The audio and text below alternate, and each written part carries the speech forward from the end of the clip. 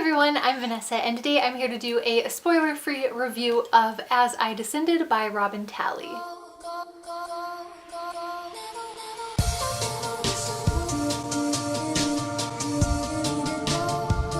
So this book is a young adult retelling of Shakespeare's Macbeth, and it is set in a high school at a boarding school in Virginia. So it turns Macbeth into this kind of high school ghost story situation, and I think the main appeal of this book for a lot of people is the representation. The Macbeth character is a bi Latina, and the Lady Macbeth character is a disabled lesbian. They have a friend who is gay, and I believe also is, or maybe used to be, fat. I'm not totally sure. And then his boyfriend is also gay and Latino. So there's tons of representation, and especially intersectional representation, which is really important as well. And I picked this up because all of that just sounded like a dream, but unfortunately I was disappointed. I obviously can't speak to all of the representation in this book and whether or not it was done well. I did browse Goodreads in search of other Own Voices reviewers to see what they thought about it, and it seemed to be a pretty mixed bag. Like, there were some people saying that the representation in this was good, and then there were other people saying that they felt it drew too much on stereotypes. The characters were all also really unlikable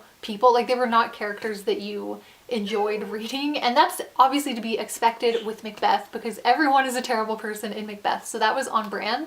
But when you have that really dark Macbeth tone in the story and all of these characters are just greedy and selfish and mean, like, they're always calling each other slurs, they're always like expressing viewpoints that are very bigoted towards each other. And again, I don't think the book is condoning those things. I think it's just that these are high school kids meant to be Macbeth characters. Of course they're like that, but it was a really strange atmosphere to be in when reading a book that its main hype was its representation, if that makes sense. But on top of being unlikable characters, which again makes sense for Macbeth, they were also just really like flat and not developed, which does not make sense for Macbeth. I wanted to see so much more out of these characters and the struggles they're facing and the choices and the guilt they face for their choices and everything, but none of that was really in here. These characters didn't seem to have any emotion themselves or provoke any emotion from me. They kind of just felt like they were cardboard cutout characters being like pushed around through the story by outside forces. And then the last thing I want to talk about is the plot, which again, it's something that started off really promising and really strong. You know, the first part of this book, I was so excited because it felt like it was doing a retelling of Macbeth that had really strong and clear parallels to the original story, but also was putting these new and fresh twists on it. Like, for example, the first scene, instead of getting the prophecy from the witches, they're getting the prophecy from,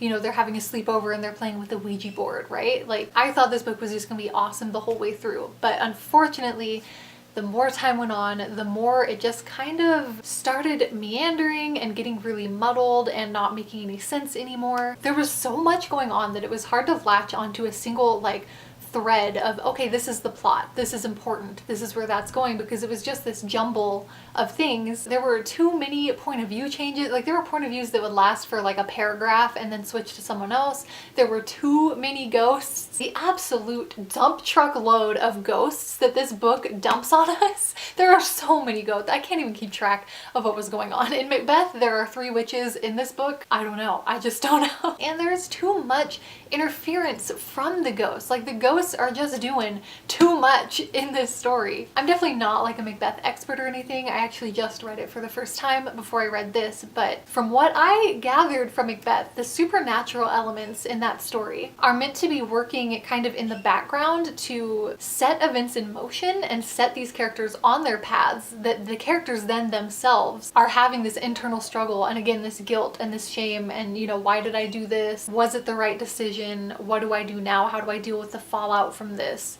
And there was just none of that in this book because the ghosts were doing literally everything. They didn't feel like people who were struggling with their choices or their guilt or the fallout from the things they've done, because it just felt like they were people who were being haunted by ghosts, and that was it. This was not a great read for me because I feel like as a Macbeth retelling, it didn't explore the human emotions and the human struggles that Macbeth explored.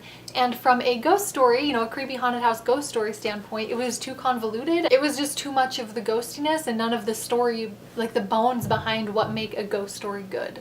So yeah, I think that this book was really promising and it had a lot of potential, but ultimately don't think that I would recommend it, which is really sad because the representation could have been just so cool. This could have been such a good book. Like, who doesn't want lesbian Macbeth? I think that's why I was so disappointed in this book, is just because I had such high hopes. So those are my thoughts on As I Descended by Robin Talley.